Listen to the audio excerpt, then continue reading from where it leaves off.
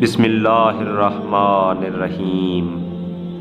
شروع کرتا ہوں خدائے لم یزل کے نام سے جو بڑا مہربان اور نہایت رحم کرنے والا ہے۔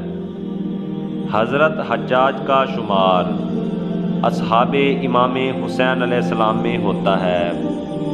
آپ کا پورا نام حجاج بن زید سعد تمیمی ہے۔ آپ بصرہ کے رہنے والے تھے اور آپ کا تعلق بنی سعد بن تمیم سے تھا۔